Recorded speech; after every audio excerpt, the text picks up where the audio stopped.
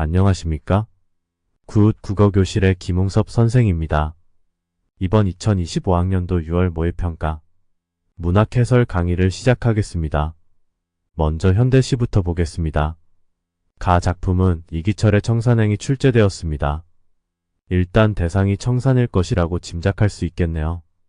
나 작품은 김현승의 사실과 관습, 고독 이후입니다. 가 시에 비해 추상적이고 관념적인 소재가 대상일 것입니다.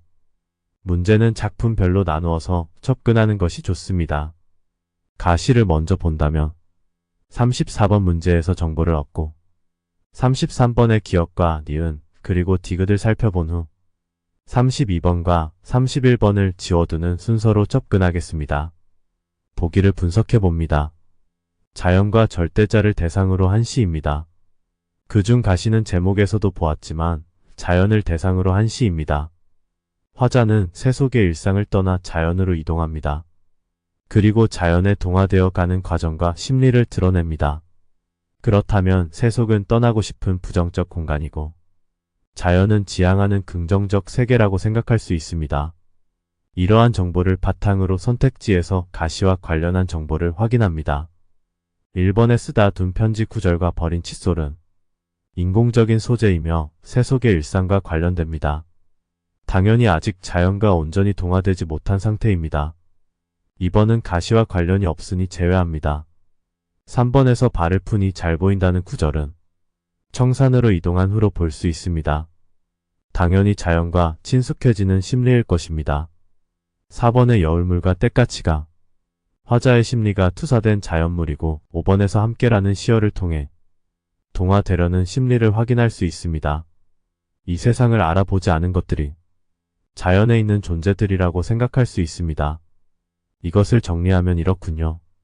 화자는 세속에서 청산으로 이동하며 일상적인 삶을 버리고 자연에 동화된 삶을 살고 싶은 소망을 노래하고 있습니다. 따라서 공간에 따라 정서가 변한다고 볼 수 있습니다.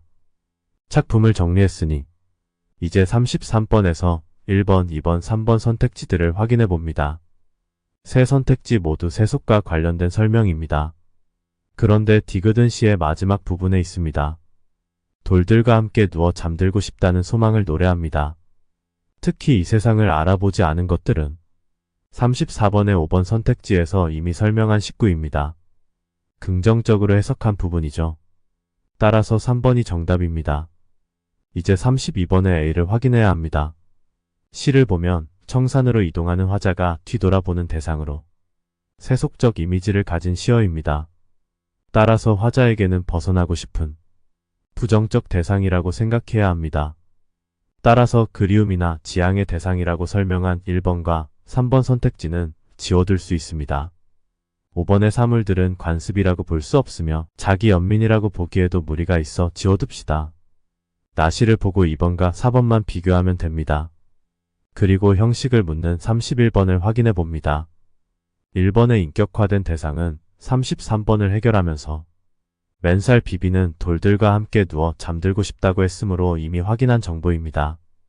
화자가 세속에서 청산으로 이동하는 모습도 이미 알고 있는 정보입니다. 또 34번 문제의 4번 선택지에서 여울물과 때까치의 화자의 심리가 투사되었다고 설명해 주었습니다. 이렇게 문제를 풀면서 확인한 정보만으로도 쉽게 선택지를 이해할 수 있습니다. 정답은 나시를 가지고 찾아야겠군요. 이제 나시를 보겠습니다. 역시 34번의 보기 정보를 확인합니다. 가시가 자연을 대상으로 한 것이었으므로 나시는 절대자를 대상으로 한 시입니다. 그런데 화자가 절대자에 대해 회의를 느끼고 자신의 경험만을 토대로 존재를 인식하려고 합니다. 그렇다면 이 시에서도 정서가 변하겠군요. 세속 대신 절대자를 생각하고 청산 대신 화자의 경험을 생각하면 되겠습니다. 2번에서 차를 마시는 행위가 확장되는 것을 경험한 사실을 인식의 유일한 근거로 삼겠다는 의식의 반영이라고 해석하고 있습니다. 여기서 차를 마시는 주체는 화자일 것입니다. 그런데 3번에서 10년을 더 살든지 죽든지가 절대자에 대해 회의하고 현실에 얽매이지 않겠다는 태도를 드러낸다고 해석합니다. 현실에 얽매이지 않으려는 태도는 가시와 관련된 것이었고 절대자와도 어울리지 않습니다. 절대자는 가장 비현실적인 존재이기 때문입니다. 4번을 보면 누구라는 대상이 절대자라는 것이 쉽게 확인이 됩니다. 그리고 5번을 보면 물은 물일 뿐은 경험적 사실일 뿐 절대자에 의한 것이 아니라는 설명입니다. 궁금했던 구절을 찾아가 봅니다. 여기서 나는 나일 뿐이라는 구절도 경험적 사실을 강조하는 것으로 볼 수 있습니다. 현실에 얽매이지 않겠다는 태도와는 관련이 없습니다. 정답은 3번이군요. 이제 B를 통해 32번을 마저 해결합니다. B는 같은 관습이라도 가시와는 반대되는 의미로 사용되었습니다. B는 사실과 같은 이미지이고 고즈넉하다는 긍정적 의미를 담고 있습니다. 따라서 이번에 사회적 고립과 같은 부정적 정서로 해석할 수 없습니다. 4번의 내면의 평정함이라고 보는 것이 맞습니다. 이제 31번만 해결하면 됩니다. 1번은 가시에만 해당되는 정보이므로 제외하고 나머지를 확인해야 합니다. 일단 3번은 옳은 선택지입니다. 나시의 화자는 차를 마시고 있었으므로 공간 이동이 없을 것이기 때문입니다. 이렇게 시적 상황을 알고 있으면 쉽게 확인되는 정보가 많습니다. 그렇다면 5번 선택지가 약간 마음에 걸립니다. 이 시는 관념적인 대상을 노래하고 있으므로 구체적인 자연물의 정서를 투영해서 친밀감을 드러낸다고 보기 어렵습니다. 시에서 확인해 봅시다. 무엇일 뿐이라는 표현이 대상을 한정하는 어휘이고 나를 반복해서 화자를 거듭 명시하고 있습니다. 참새와 들국화 그리고 물이라는 자연물이 나오긴 해도 화자의 정서와는 관련이 없습니다. 따라서 5번이 정답입니다.